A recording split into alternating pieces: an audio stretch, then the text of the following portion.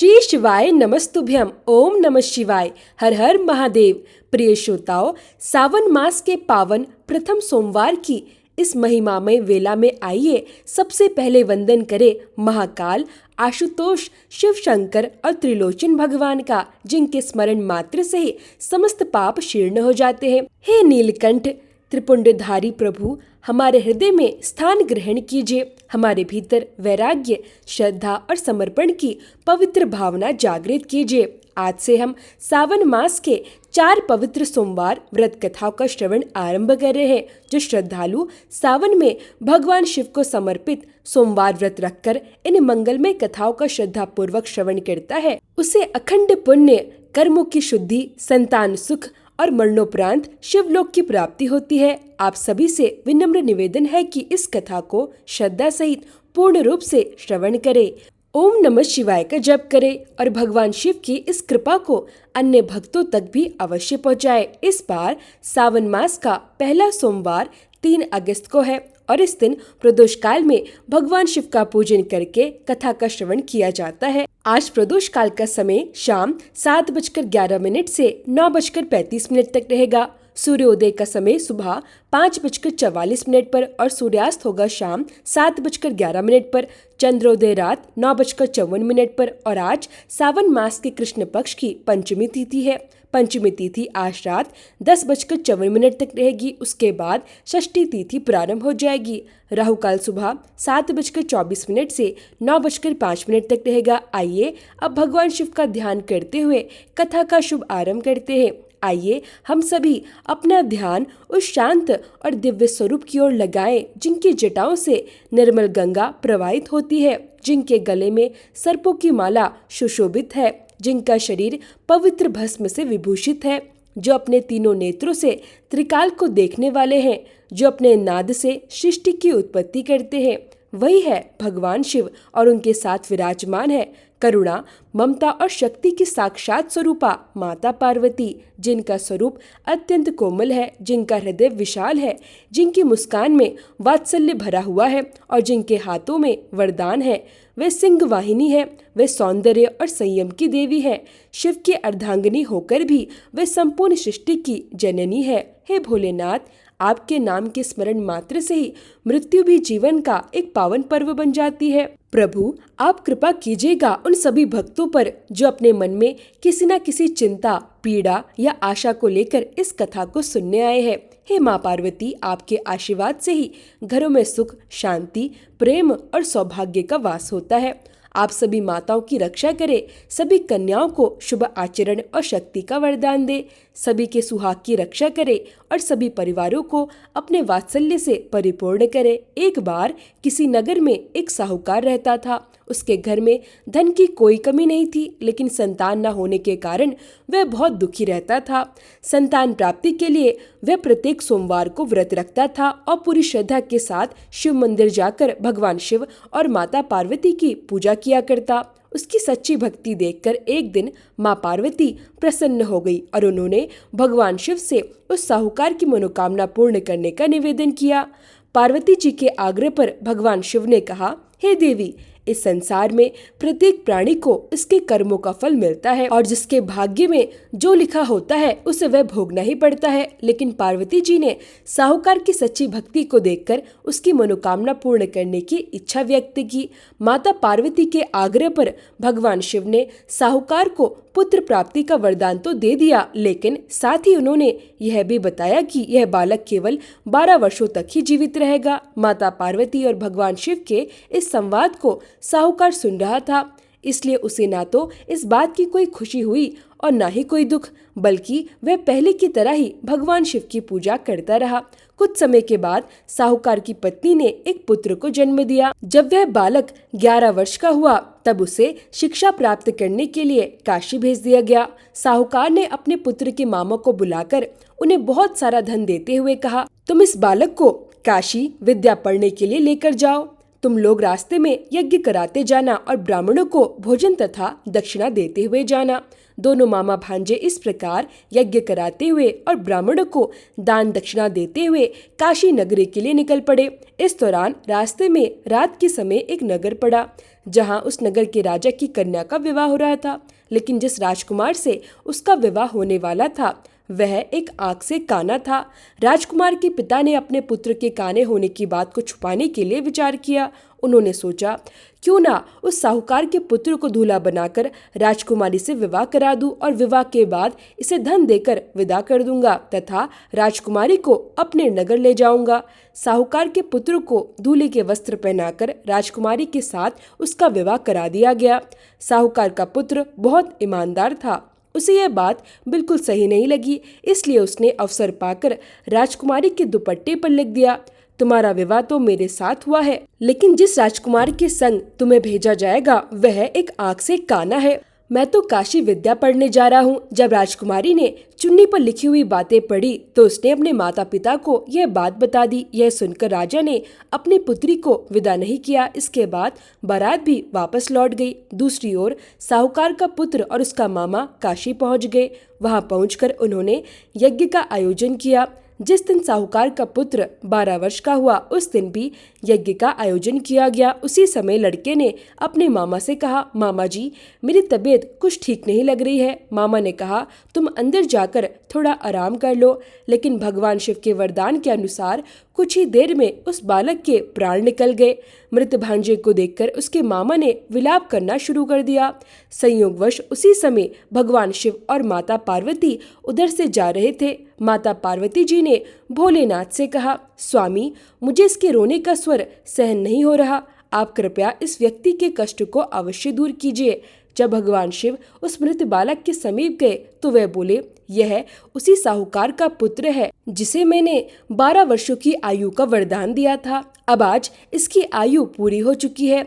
लेकिन मातृभाव से विभोर माता पार्वती जी कहने लगी, हे महादेव, आप इस बालक को और आयु प्रदान करने की कृपा करें, नहीं तो इसके वियोग में इसके माता पिता भी तड़प तड़प कर मर जाएंगे।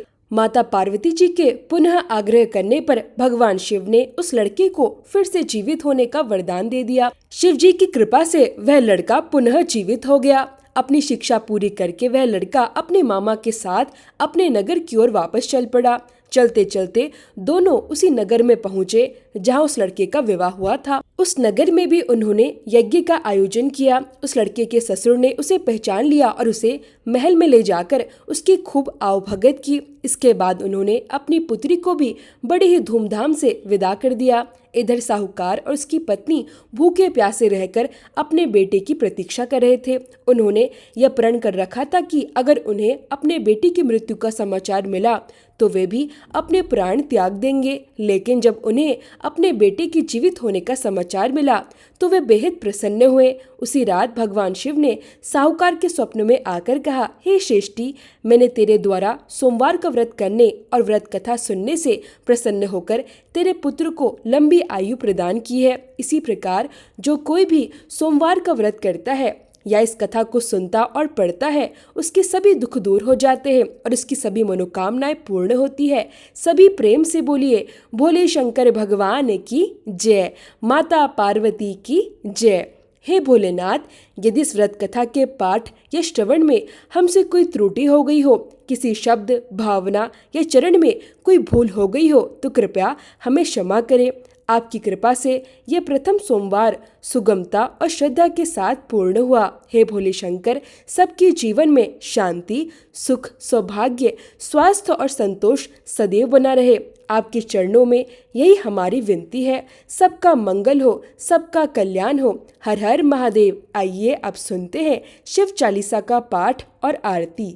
श्री गणेश गिरिजा सुवन मंगल मूल सुजान, कहत अयोध्या दास तुम देहु अभय वरदान। जय गिरिजापति दीन दयाला, सदा करत संतन प्रतिपाला। भाल चंद्रमा सोहत नीके, कानन कुंडल नाग फनीके। अंग गौर शिर गंग बहाए, मुंडमाल तन शार लगाए। वस्त्र खाल बागंबर सोहे, छवि को देखी नागमन मोहे। मेना मातु की हवे दुलारी, बाम अंग सोहत छवि न्यारी। कर त्रिशूल सोहत छवि भारी, करत सदा शत्रुअंशयकारी। नंदी गणेश सोहे तह कैसे, सागर मध्य कमल है जैसे। कार्तिक श्याम और गणनाऊं, या छवि को कही जात न काऊं। देवन जब ही जाए पुकारा, तभी दुख प्रभु आप निवारा। किया उपद्रव तारक मारी, देवन सब मिले तुम ही जुहारी। तुरत षडानन आप पठाइयो, लवनीमेश महामारी गिरायो। आप जलंधर असुर संहारा, सुयश तुम्हारा विदित संसारा। त्रिपुरासुर सन युद्ध मचाई, सभी कृपा कर लीने बचाई। किया तप ही भागीरथ भारी, पूरब प्रतिज्ञा तासु पुरारी। दानिन मह तुम सम कोउ नाही, सेवक स्तुति करत सदाही। वेद नाम महिमा तव गाई, अकथ अनादि भेद नहीं पाई। प्रकटी उदधि मंथन में ज्वाला, जरत सुरासुर भय विहाला। किन्हीं दयातः करी सहाई, नीलकंठ तब नाम कहाई। पूजन रामचंद्र जब कीना, जीत के लंक विभीषण दीना। सहस कमल में हो रहे धारी, किन्ह परीक्षा तब ही पुरारी। एक कमल प्रभु राख्यो जोई, कमल नयन पूजन चह सोई। कठिन भक्ति देखी प्रभु शंकर, भय प्रसन्न दिए इच्छित वर। जय जय जय अनंत अविनाशी, करत कृपा सबके घटवासी। दुष्ट सकल नित मोहि सतावे, भ्रमत रहो मोहि चैन न आवे। त्राहि त्राहि में नाथ पुकारो, यही अवसर मोहि आनो बारो। ले त्रिशूल शत्रुअन को मारो, संकट से मोहि आनो बारो। माता पिता भ्राता सब होई, संकट में पूछत नहीं कोई। स्वामी एक है आस तुम्हारी, आए हरहु मम संकट भारी। धन निर्धन को देत सदाही, जो कोई जांचे सो फल पाही। स्तुति के ही विधि करे तुम्हारी, शंभुनाथ अब चूक हमारी। शंकर हो संकट के नाशन, मंगल कारण विघ्न विनाशन। योगी यति मुनि ध्यान लगावे, शारद नारद शीश नवावे। नमो नमो जय नमः शिवाय, सुर ब्रह्मादिक पार न पाए। जो ये पाठ करे मन लाई, ता पर होत है शंभु सहाय। त्रिनिया जो कोई हो अधिकारी, पाठ करे सो पावनहारी। पुत्रहीन कर इच्छा जोई, निश्चय शिव प्रसाद ते ही होई। पंडित त्रयोदशी को लावे, ध्यान पूर्वक होम करावे। त्रयोदशी व्रत करे हमेशा, ताके तन नहीं रहे कलेशा। धूप दीप नैद्व चढ़ावे, शंकर सम्मुख पाठ सुनावे। जन्म जन्म के पाप नसावे, अंत धाम शिवपुर में पावे। कहे अयोध्या दास आज तुम्हारी, जानी सकल दुख हरू हमारी।